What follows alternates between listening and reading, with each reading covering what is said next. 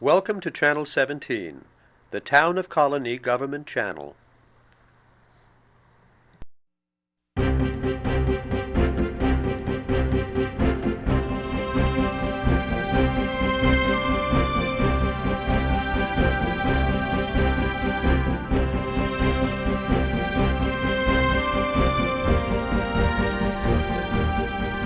Hello, I'm Town Councilman Frank Mauriello, here with another installment of Colonie Close-Up.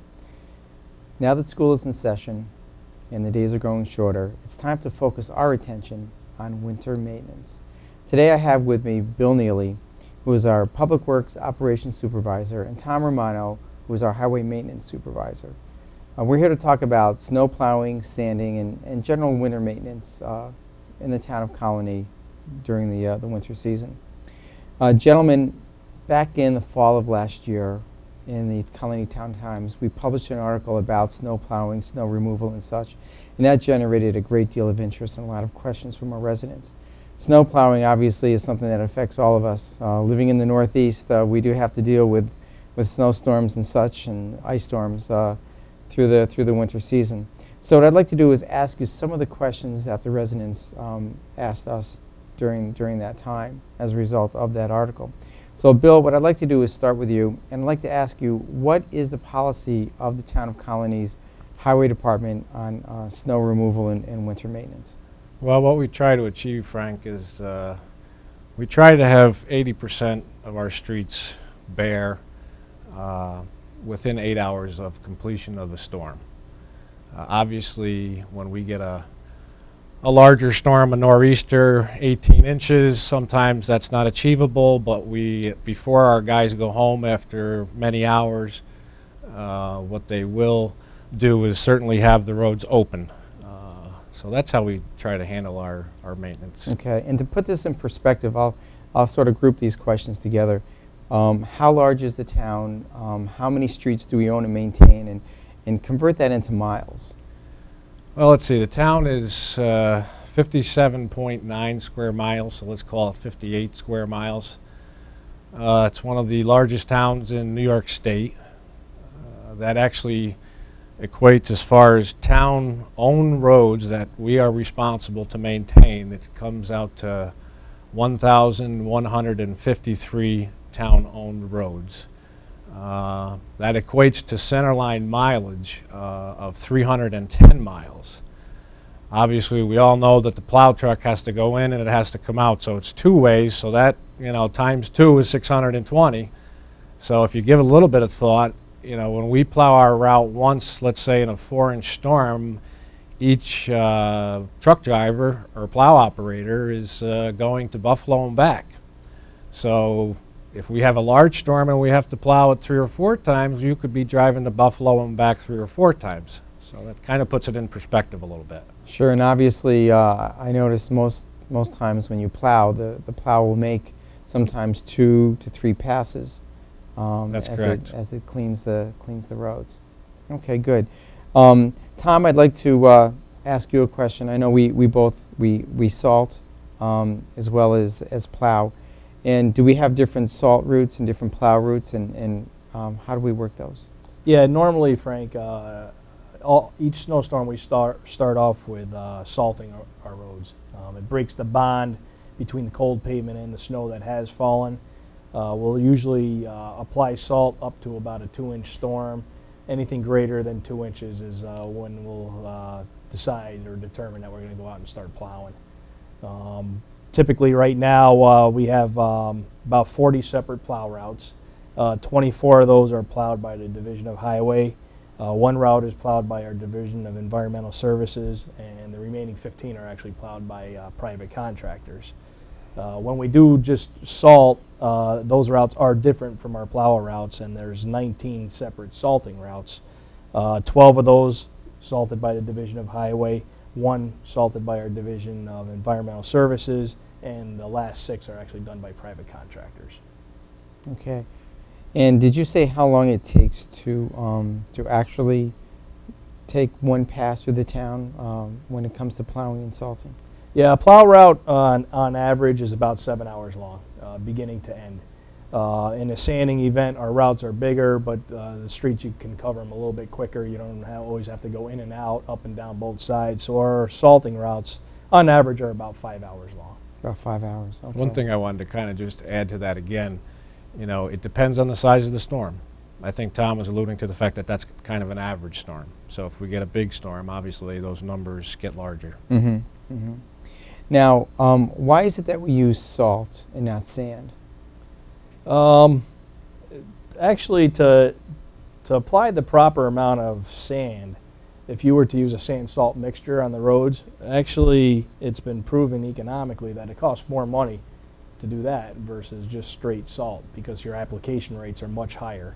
We will use salt. We will use a little sand-salt mixture if we have to, if the temperatures are real cold. We do use a lot of calcium chloride, which helps you in colder temperatures when you're below about 22 degrees. Calcium chloride mixed in with your salt actually works very well and helps prevent refreeze.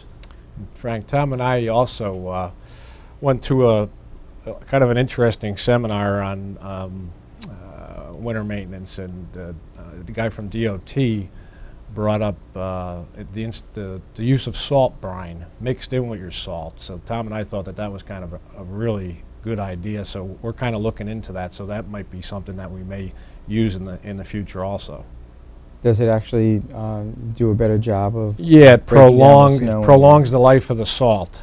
So it makes the salt more effective for a longer period of time, and I think, Tom, also in the colder temperatures it also works better. Right. Oh, okay. All right. I see. No, that's good. That's good. How many employees do we have out there during a winter storm event, usually? Probably we'd have the entire highway department, which is about 45, 46 people. We'll have 3 supervisors in for that event. Our Division of Environmental Services could have as many as a dozen people. They work on a rotating shift for the route that they cover. Sometimes we'll get, on a larger size storm, we will get assistance from our other divisions. Our Pure Waters Department as well as Latham Water will help us out on some of the larger storms where we just can't quite keep up with our people. And our contractors, I would say you're looking at probably another 50 people at least. Okay. No, that's interesting. And we even have our Parks and Recreation Department that's out there plowing snow driveways and parking lots that are throughout the town. So we do have a number of people out there at every snow event working really hard to clear not only our streets but parking lots and other roadways and driveways throughout the town. Right. OGS and Parks and Recs pretty much stick to town facilities, i.e. the library, town hall, public ops, public safety. Okay. Now, Bill, do we have an actual snow emergency policy in the town? Actually, currently the town does not. However, I would like to take it a little bit further than that. We would really appreciate it if residents who do have driveways could put their cars in the driveways during the storm. We understand that some families only have single car wide driveways, so if you have 3 cars, you're probably only going to be able to put 2 in, so you have to use the street for the other. However, if you do have a double wide driveway, double deep, which currently, you know, since the 80s, that's pretty much been the trend with the houses that were built, we certainly could fit 4 cars in that driveway, and it would be greatly appreciated because it can be quite cumbersome with a plow with a front plow and a wing to get by through the street that has cars parked on both sides. We do understand that some of our smaller hamlets like West Albany, Maplewood, Idlewild Park, we understand that those people don't have driveways and they have to park in the street, and that we'll have to deal with. But anybody who does have a driveway, it would greatly be appreciated if they utilize them. Okay, I remember last year in the Town Times, in that article, it talked about how you should actually clear the snow in front or just before your driveway so that as the plow comes, it doesn't deposit as much snow on the front of your driveway. Can you sort of elaborate about that? Sure, it can be beneficial. I believe Tom read about that somewhere. It's actually a pretty good idea. What you're doing is prior to your driveway, you're opening up a void or a hole for the snow when it comes down off the plow wing that gets filled in, so when he goes by your driveway, the windrow gets reduced, so it reduces the amount of snow that you have to remove from the end of your driveway. Unfortunately, if it's a bad winter when that snowbank freezes, that can be quite a job. So, but you at least get a one-shot deal at it, you know. So it is kind of a nice idea. No, that is a good idea. And I know sometimes we have mailboxes that are damaged, or we have landscaping or sprinkler heads, or even the removable basketball hoops out near the road. How do we handle those? Mailboxes, people can call our department and tell us that they've been damaged. What we would do after the storm, after we have everything cleaned up, we do have a couple of crews that will go and get the mailboxes put in at a temporary state so that the people can receive their mail through the course of the wintertime. We'll do the final repair, including replacing a post and or the mailbox in the springtime, time of the year when the frost has come out of the ground, obviously. We supply one standard post and we supply one standard mailbox. So you kind of have to like what we choose. Obviously, we'd have a warehouse full of mailboxes if we had every different style mailbox that's manufactured out there. Sprinkler heads. Sprinkler heads, if they're located within the town's right-of-way, unfortunately, we don't repair those. What we've been doing lately is we've been doing it the first time, but we will have the resident enter into a hold harmless agreement with the Town of Colonie, so therefore, if it happens again, the Town of Colonie will not be responsible for it. Sprinkler heads should not be located at the very edge of the pavement.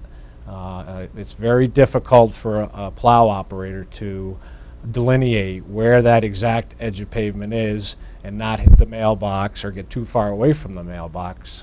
They should be located outside of the right-of-way. There is a way to achieve watering your lawn by not having the sprinkler head exactly at the edge of pavement. Basketball hoops.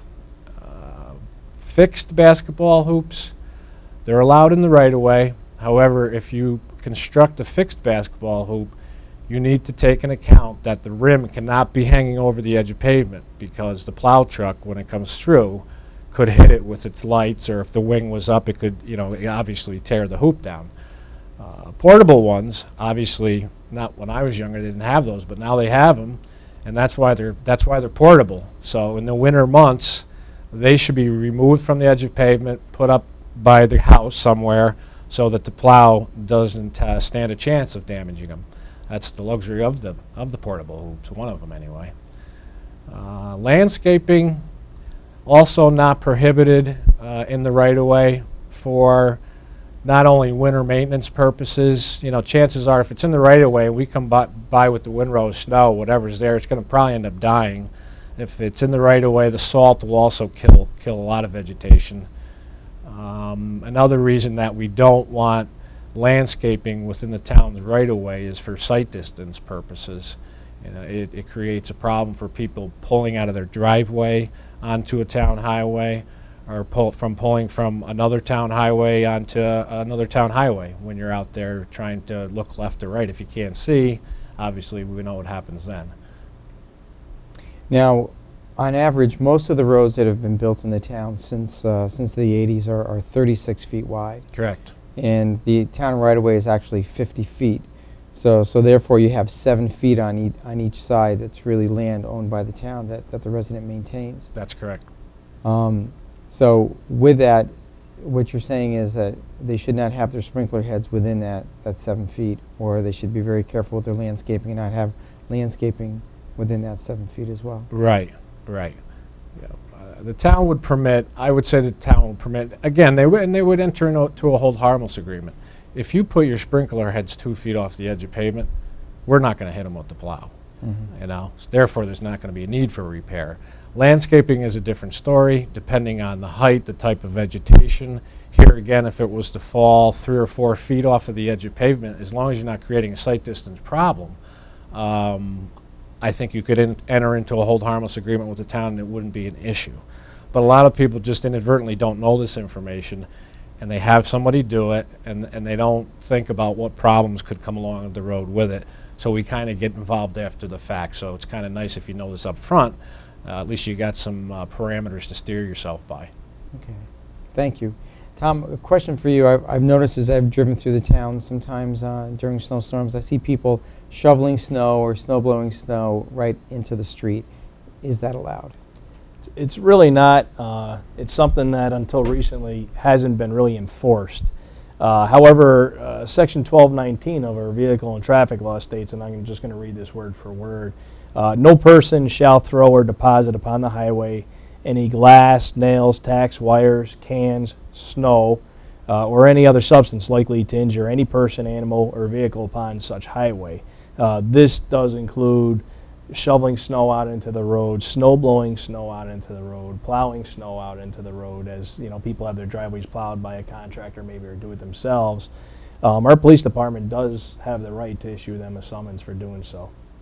And do we have situations where we have had to call the police department to have them speak Yes. to a resident? We've had spots where repeatedly we've had the snow starts building out into the road. They start pushing maybe snow across the street onto a neighbor's lawn, and as that bank gets larger and larger, it starts encroaching out into the road. It could create a sight distance problem at an intersection.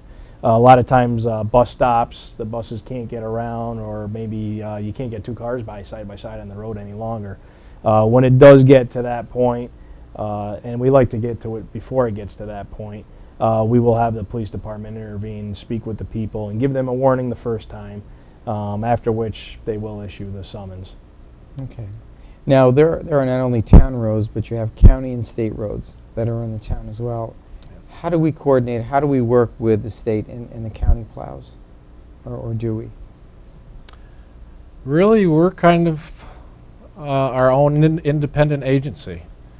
We have ways to communicate with those agencies through our police department, but our personnel and our contractors, we do have maps back at our office that delineate all our plow routes, and our personnel and our subcontractors actually know what town roads are town roads, and they know what state roads are, and they know what county roads are. So there's really no intercommunication between the three agencies as far as making sure that a street doesn't get done. It's just everybody's got it right upstairs, which is pretty amazing. And everybody, I'm sure they've been doing this for years, and they understand where their routes are. And quite a few people have, yeah. Sure. Yeah. Sure. Yeah. Now, Tom, what type of training, what type of license is needed by a plow driver? And sometimes also sometimes you see two people in a truck, driver and a wingman. Could you sort of explain the type of licensing you'd need as well as how the two of them, a wingman and a driver, work together? Yeah, mostly for any of our trucks, you need a Class B license, a commercial driver's license, to be the operator of that vehicle. We like to try to keep two CDL license holders in the truck, but that doesn't occur in every route or on every truck, because we do have people that don't have a CDL. It's not required in their job title.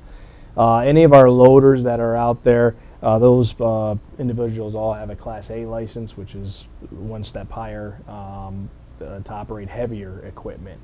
Most of our people, all of our people are actually trained. I can think of no real instances where guys come in and just started plowing a route without first being a wingman and learning, the ins and the outs of it. We've had a lot of turnover recently in our highway department, a lot of retirees, and we do have a lot of new guys. And the funny thing is we had guys that would do a route for 15, 20 years, and when you just put a new guy in there, he's going to plow it a little bit differently. He's not going to know how to do it that the previous guy did maybe for the last 15 years. So we've had a lot of those calls in the last probably 2 winters, actually. The residents notice, they do. When they They get do used notice. to somebody, like Tom says, they notice. Yeah. Now, do the two of you actually drive through the town during a snow event and just sort of supervise and watch and see how the plows are doing? Actually, what happens, Frank, is Dan Chambers, who couldn't be here, he's on vacation. He's our other highway maintenance supervisor. But yes, Tom and Dan both are highway maintenance supervisors, and we also bring in a public works technician because of the size of the town. what we've done is we break it up into 3 sections, and each supervisor concentrates on that section. So if there's a mechanical failure in that section, the guys know what supervisor watches that section. They call him on the radio, and that's how things are handled. If there's an issue that the police need to be dispatched because of parked cars in the road and the truck can't get through, it's the same thing. They know to call that supervisor because he's responsible for that area. And it seems to work out rather well, and we get to cover the whole town. Now, what happens when there is a breakdown? A lot of things can happen. The sky's the limit. It depends on, obviously, the breakdown. It depends where they are. But we get it from just a hydraulic hose being broke to a transmission breaking. If a transmission breaks, obviously that unit is out. It's done for that particular storm. We always try to have at least what Tom and I and Dan call 2 spare trucks. And over the years, we've progressively been able to keep these more of a newer vintage than the years gone by where they were more of an older vintage, because then you'd send that out and then that would break. So, but we've done pretty well over the years, and we're up to, I think, are they early 90s, Tom? Yeah. Yeah. So we always used to have, we like to have a couple spare trucks because it happens. It's not a perfect world out there. If it's just a hydraulic hose, our fleet maintenance department, they have a mobile unit that will go out with the part and actually during the storm go ahead and replace the line right on the site where it broke down, no matter what the elements are. And then once it's fixed, the truck's back up and running. So it depends on the severity of the breakdown. Tell me about the number of trucks we have, the type of equipment that's out there. Go ahead, Tom, I think that's yours. Yeah, we have 21 dump trucks equipped with plows and wings. We actually have 2 new tandems right now that we're expecting hopefully sometime in November, which is perfect for winter maintenance. We have 8 loaders all equipped with front plows, 4 1-ton trucks. Typically we like our 3 supervisors to be in a 1-ton truck with a plow. We can clean up an intersection. If there's a problem, EMS can't get to somebody, typically we'll go and we'll handle that ourselves. And then we have usually 2 guys driving around in a 1-ton dump for trouble spots, maybe a spot where a big truck can't get through, an alleyway or anything like that, a cul-de-sac maybe that's a little too tight. We also use, we have 4 sidewalk machines that we'll use when we get to our sidewalks, usually after the storm. And that's quite the task, actually, Well, sidewalks. while we're there, let's talk about sidewalks. I know we have to maintain sidewalks even if they're on a state road, on Route 5 Central Avenue, Route 7, Wolf Road. Do you know how much sidewalk, how many miles of sidewalk to maintain, how long it takes us? When do we actually go out and maintain the sidewalks? Normally, we try to have 2 people out on sidewalks during the storm, but we could have guys on vacation, a guy's sick, a guy's injured or something, so they're the first bodies that you rob to get your streets plowed. We're around 33, I think, though, 33 miles of Yep. sidewalks Yep. and growing. The Waterville Every year. Shaker Road project right now, there's probably got to be close to a half a mile sidewalks right there already. We have 4 sidewalk machines. A lot of people, we get a lot of calls on Wolf Road because we'll actually go through and clean our sidewalks, and the state will come through and they'll shelf back the curb lines to create more room for the next snowstorm. And the spot that gets shelved back on is our sidewalk, so a lot of times we have to do them twice. We do work with DOT. We have a relationship such that they'll call me, notify me, listen, we're going to go out and do this tonight, so you might want to have a crew maybe work behind us so they are done by morning. The large storms that we've had this past winter, we struggled with sidewalks. We were using loaders to clear them off. We were bringing guys in. A lot of times we'll do it at nighttime. Wolf Road and Route 7, if you got to have vehicles out on the road in the middle of the night when there's nobody around, is the perfect time to do it. You will see 4 or 5 cars at 2 o'clock in the morning on Wolf Road, so we can get a lot more done versus struggling during the daytime with it. Sand Creek Road, we'll usually do that ourselves during the storm, so it's ready for school for the next day. Forts Ferry Road, that section of sidewalks we'll try to jump on pretty quick if we can. Route 7, a lot of times, is towards the latter end of clearing our sidewalks, not because we want it to be, just because that's the way it works out. And actually, Maplewood down on Route 32 is usually one of the last areas we get to as well. That's mainly because it's so far away from the heart of the town, and we get much more pedestrian traffic on Route 5 and Wolf Road and Route 7. And I think what a lot of people don't realize is there's bus routes on Route 5 and Route 7, and there are people that don't have cars and they rely on the bus, and if they can't get to the bus stops, obviously they can't get to work or the doctors. So people have to realize that that's why we're doing those kind of before we do, let's say, a sidewalk that goes on Spring Street or something like that. I mean, not too many people are jogging and walking in the wintertime, so the schools, and like Tom said, you know, the main interstates or state roads are what we try to concentrate. We will do those, but they're the last on the list, and that's why. Do we also maintain the bus stops on Central Avenue and Route 7 as well? Do we have to plow those out? We don't have to, but a lot of times we will while we're there, because what we found is if we don't clean them out, when the state does come through, they take that chunk of snow and just blast it right into the bus stop area. So we will clean those out, soup to nuts when we're there, but sometimes CDTA actually will get there and clean them out before we can get there. Okay. Now, what happens if a snowstorm starts after hours? Let's say the snow starts falling at maybe 11 o'clock at night. How do we determine who actually dispatches the highway department? How do we determine when our crews are going out? Yeah, the way we think about it in our shop is, you know, if our highway maintenance supervisors, Tom, Dan, if they're sleeping, obviously they can't see it snowing. So what would happen is our police department, the Colonie Police Department, would actually call what we call our beeper guy.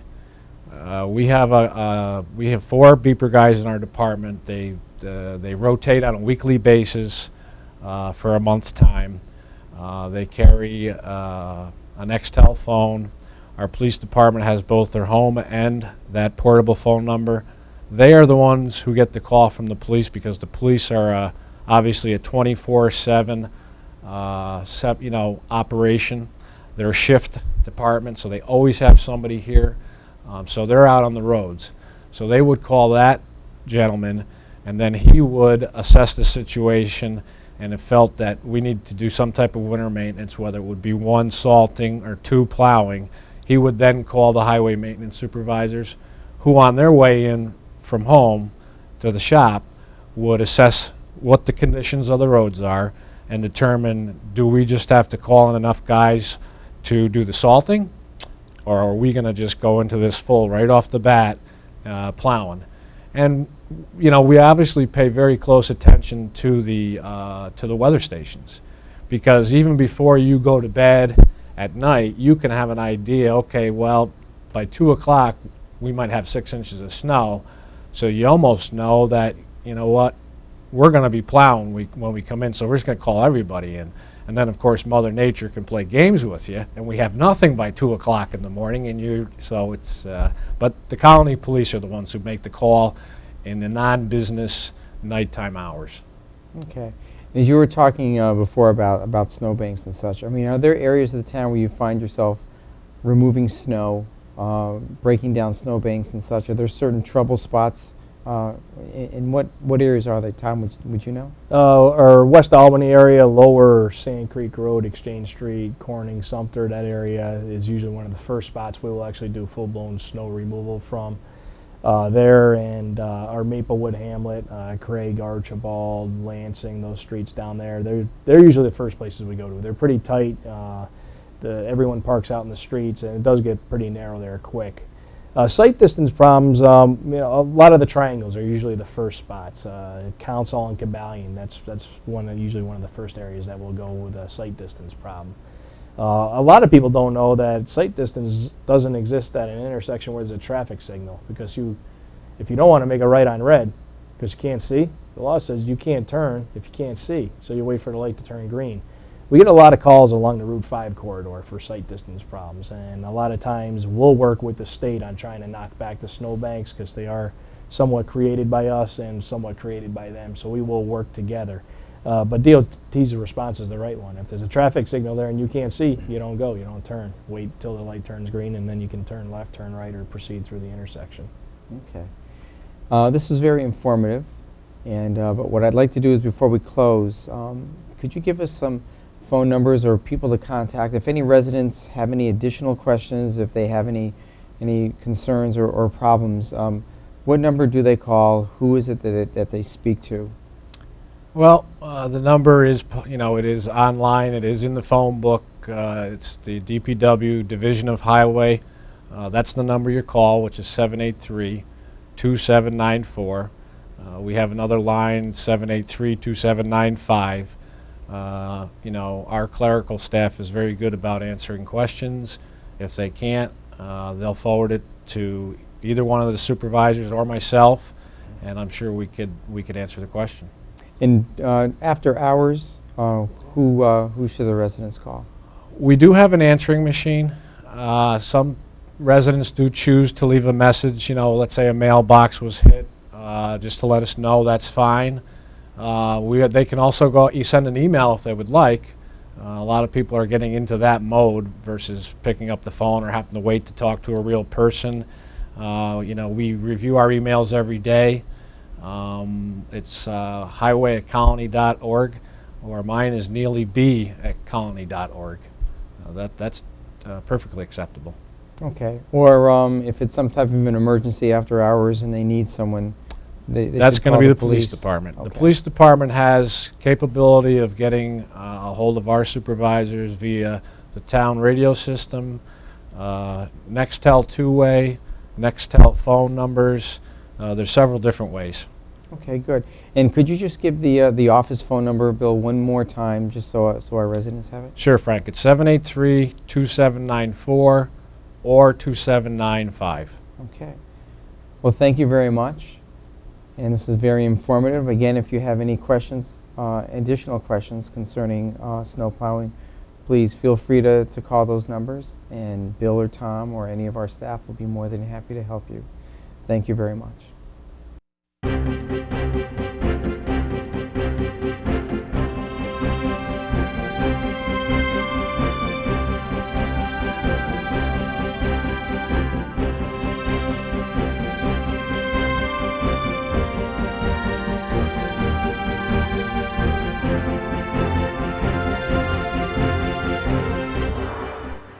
Welcome to Channel 17, the Town of Colonie Government Channel.